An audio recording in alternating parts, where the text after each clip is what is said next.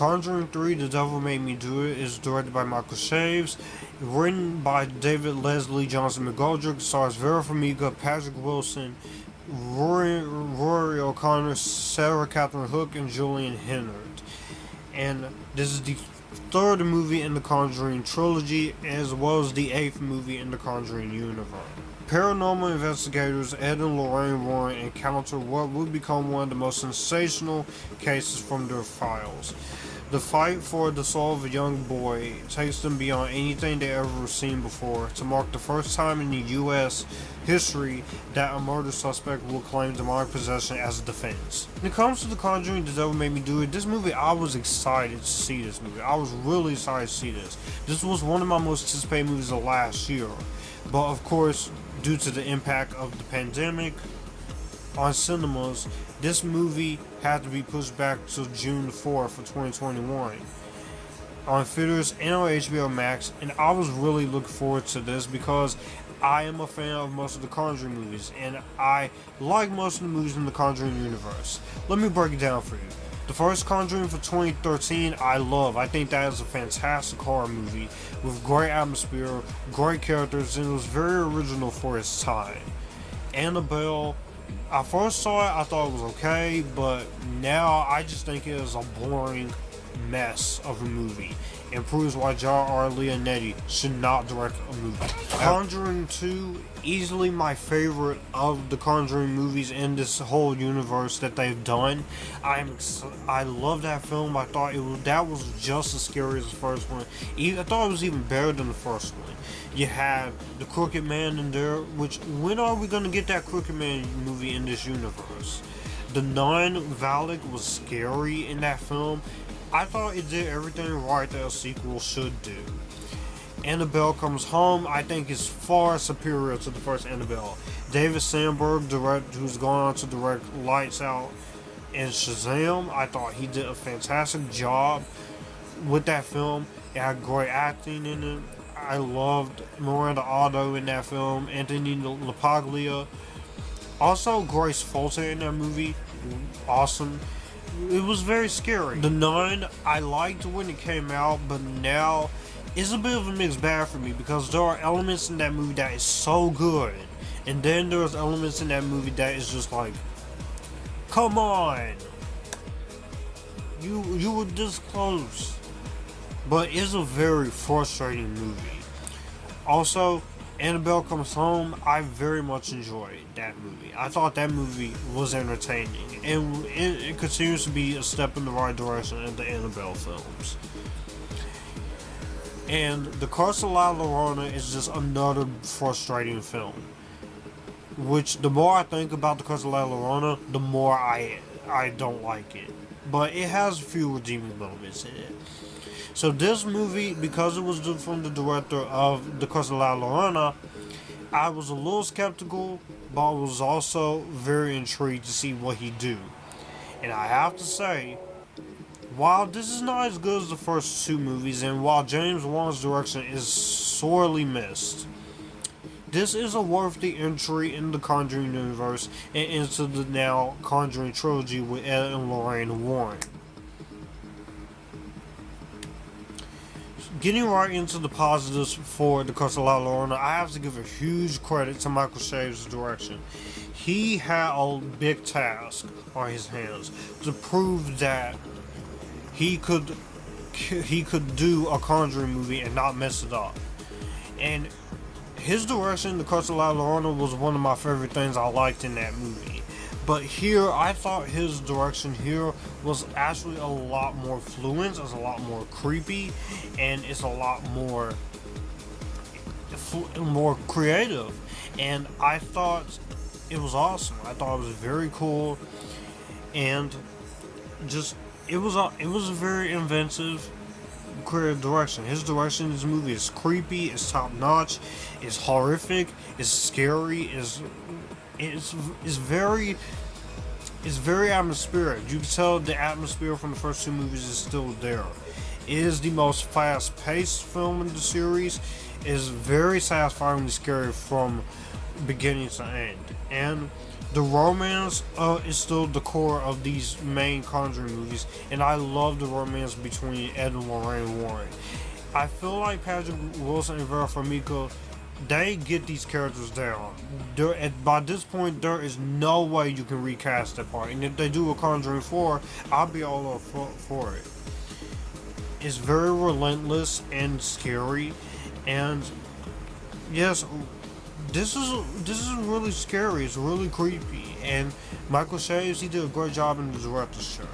Also, Vera Farmiga and Patrick Wilson, they are the heart and soul of these Conjuring movies, and they are once again the heart and soul of this movie. They have great chemistry, great banter with one another, but they also have sweet innocence in their romance, despite them being terrified and scared throughout this whole trial. And you do have this whole interesting idea with this whole trial in the case of the devil and demonic possession, which I very much like and I very much intrigued with.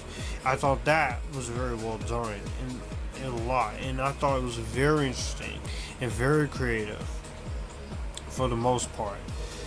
You also have some great character moments between those two, and of course with the daughter of the movie, played by Sterling Jenkins. She did a great job in the role as the daughter, and I thought that the performance from those three was great.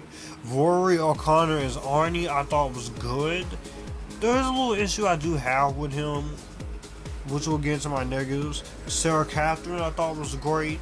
Julian Hilliard, man. This is a young kid. He has been in a lot of horror movies. The Haunting of Hill House and Call of Outer Space just recently. And just recently, he was Billy in WandaVision. I think it was either Billy or Tommy.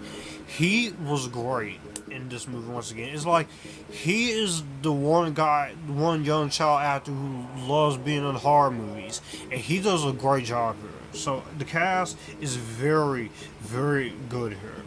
Also, the musical score by the composer of the film is very creepy. Joseph Bishara is great. You have the great score. You have very good cinematography and editing by Michael Burgess and Kristen Wagner and Peter Gvozdas, who does a good job on the editing of the movie. This movie is an hour and 52 minutes, and it doesn't feel boring. It doesn't drag ass for a lot of this movie. It does have its slow moments, but I felt like it did a good job.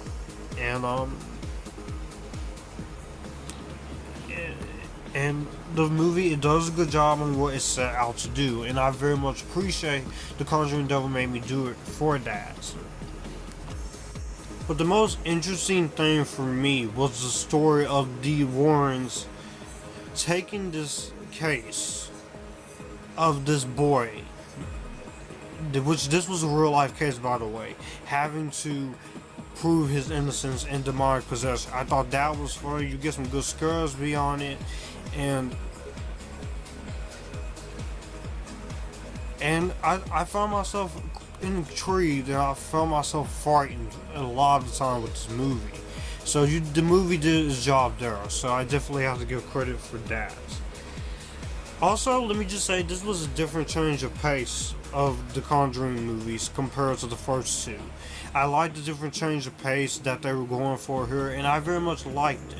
I very much liked the change of pace that they wanted to do here, and I thought it was very intriguing, I thought it was very interesting, and I thought it was very creative for the most part. The motivation for the main threat, there's a motivation here, just like in the other ones. This demon wants to possess the one person and kill them. So I thought that was a very intriguing motivation that they gave, and I thought in the long run it worked very well. I liked that aspect of the story. Now, of course, this is not as good as the first two. I do have some issues here. One, I will say the movie, it does drag a little bit at points. I feel like there was a lot of talk, there was some exposition that I thought was a little slowed down for the film. And there are some moments where there is a lot of jump scares that I feel like could have easily been toned down sometimes, but when some of the jump scares worked, they did work. but it did get to a point where it was a little overbearing.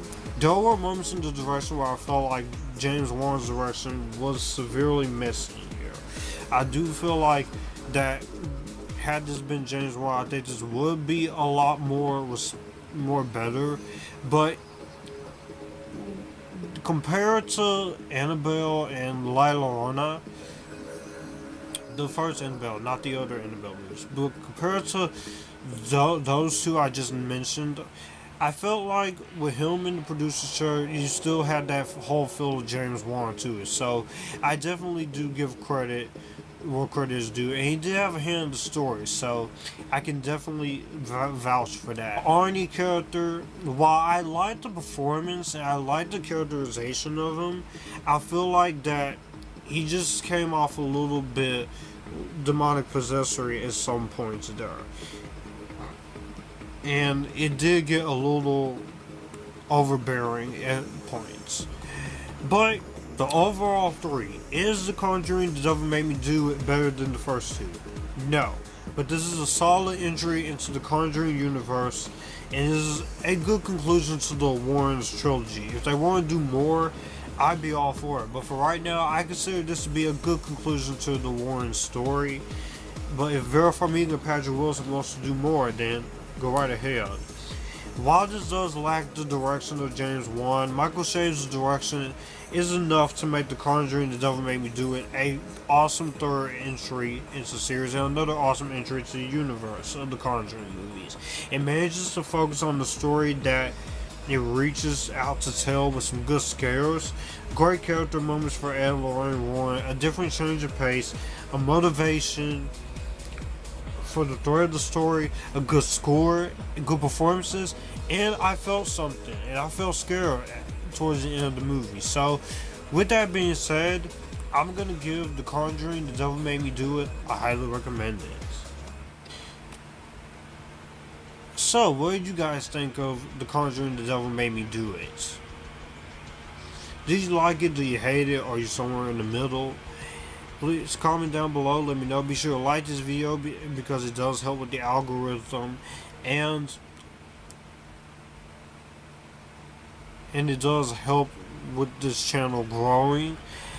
Please be sure to hit the subscribe button and notification bell to get notified when news videos are up. Otherwise, you won't get notifications for any one of those. Comment down below what you think of this review. With that being said, all my social media links in the description box down below. You guys keep it cool and join the Epictasticness.